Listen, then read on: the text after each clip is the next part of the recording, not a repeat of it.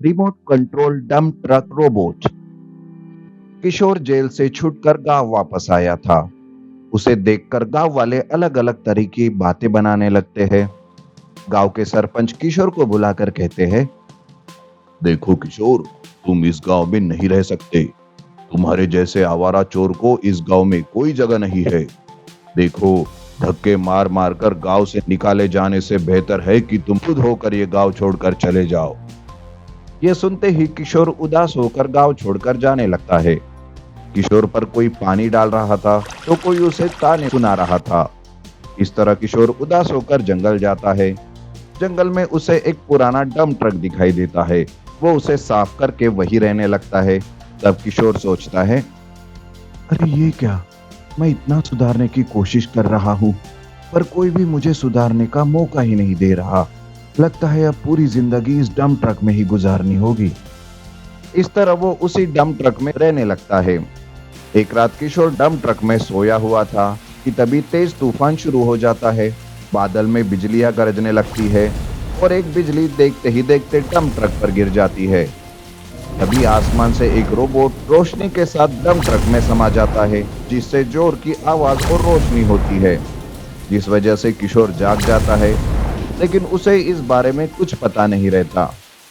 अरे ये कैसी बिजली थी और इतनी जोर की आवाज और रोशनी भी।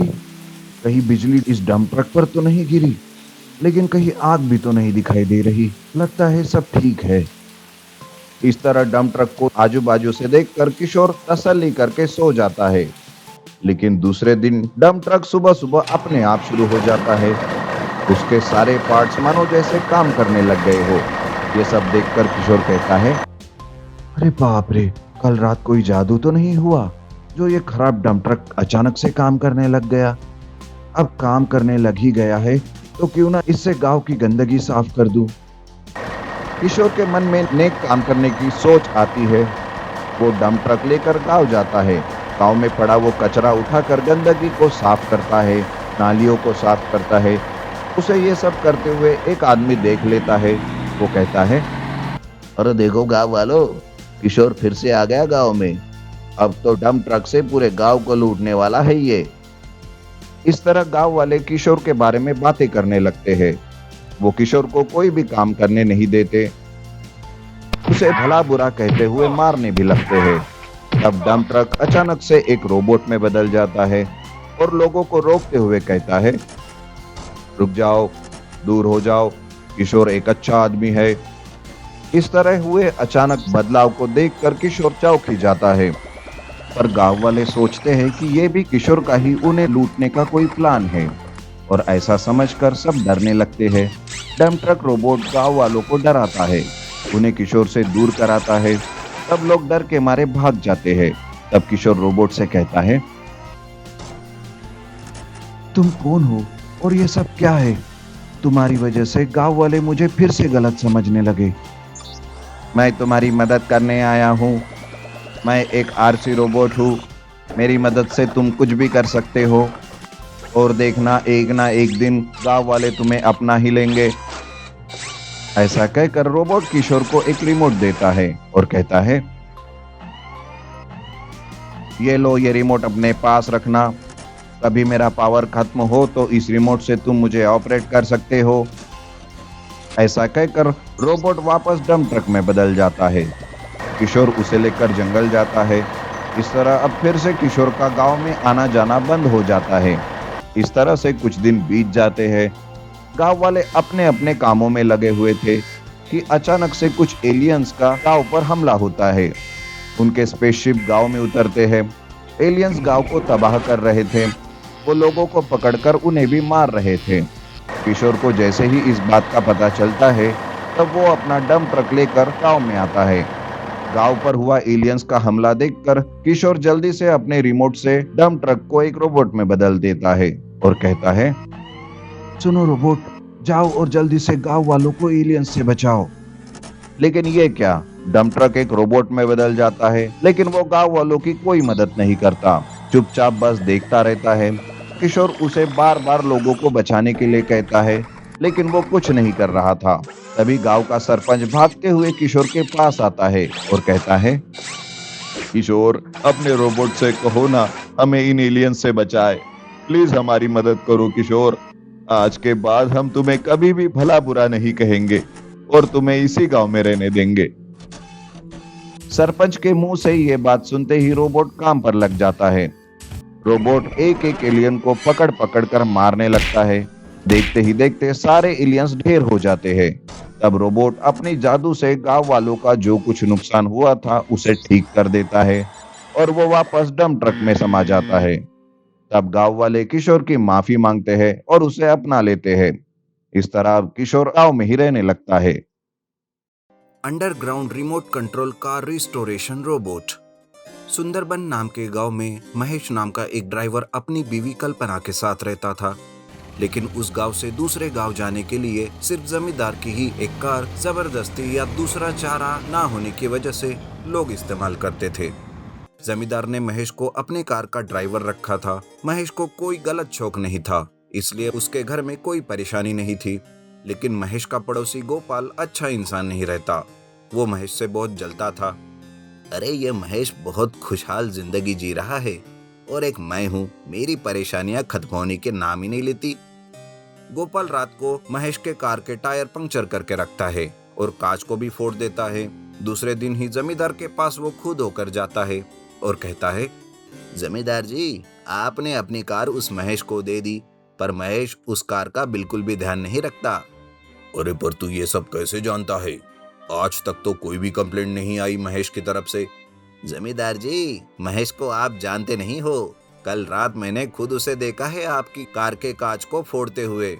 उसका तो यही प्लान रहता है हमेशा का, खुद कार को खराब करता है और आपसे पैसे ऐंठता है। अगर ये बात सच है तो मैं उसे छोड़ूंगा नहीं। ये तो मैंने अपना फर्ज समझकर आपको बात बताई, बाकी आपकी मर्जी।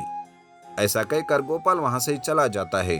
थोड़ी ही देर में महेश वहां आता है और जमींदार को कार के बारे में बताता है। लेकिन जमींदार तब कहता है, अरे सुन महेश, मैंने तुम्हें एक अच्छा आदमी समझा था, लेकिन मैं ही गलत था। आज से मुझे तुम्हारी कोई जरूरत नहीं। मेरी कार को ठीक करवा कर मेरे पास वापस लेकर आओ। जमींदार की कोई बात महेश के पल्ले नहीं पड़ती। वो कर भी क्या सकता था। उनकी बातों से महेश नाराज होकर घर चला जाता है और कल्पना को सारी बात बताता है। महेश कार को रिपेयर करके जमींदार के पास छोड़ देता है, लेकिन वो बहुत नाराज हो चुका था। इसलिए वो घूमते घूमते नदी किनारे चला जाता है और सोचता है, कल्पना ने कुछ पैसे बचाए थे, वो भी मेरी वजह से खत्म हो गए। और तो और गांव में अब कोई भी मेरी इज्जत भी नहीं करता। इस तरह जीने से तो अच्छा है कि मैं मर ही जाऊं। ऐसा सोचकर महेश नदी में ही कूदने वाला था कि तभी उसे एक कांच के जैसी कोई चीज चमकते हुए नदी के पानी में दिखाई देती है, जिस वजह से महेश नदी में नहीं कूदता और देखने जाता है कि आखिर वो क्या है।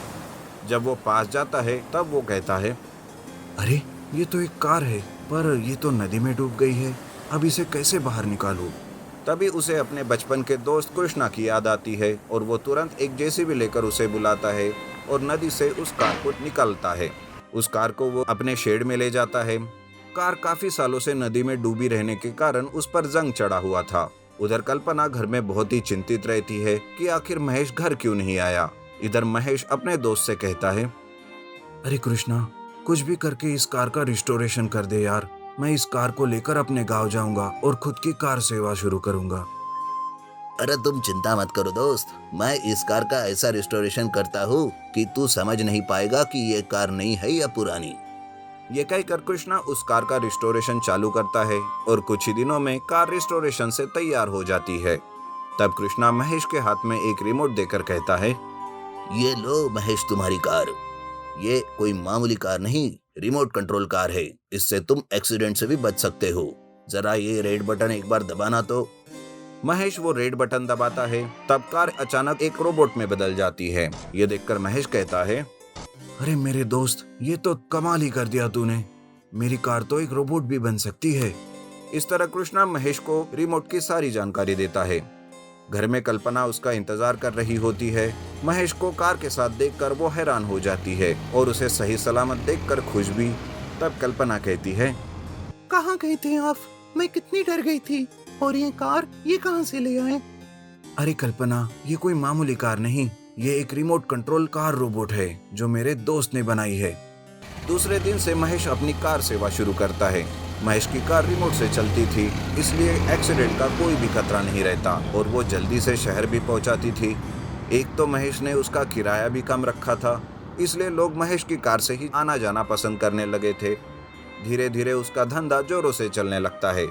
इधर जमींदार की कार तो मानो जैसे एक जगह पर खड़ी हो चुकी थी, इसलिए जमींदार परेशान था और गोपाल भी जलन के मारे तड़प रहा था। एक दिन दोनों मिलकर बात करते हैं। सुन गोपाल, कल रात तुम महेश की कार को लेकर गांव के चौराहे पर आना, वही उस कार को जलाकर फूंक देंगे। गोपाल ठीक वैसा ही करता है। वो महेश की कार को चुरा कर लाते हैं और गांव के चौराहे पर खड़ी कर देते हैं। लेकिन जैसे ही वो उसे जलाने वाले होते हैं, महेश रिमोट का बटन दबाकर उस कार को रोबोट में बदल देता है। तब तक गांव वाले भी वहां आते हैं। फिर क्या, वो कार रोबोट दोनों को खूब पीटने लगता है और उनके पीछे भागते भागते दोनों को उनके घर पहुंचाने तक मारता ही रहता है।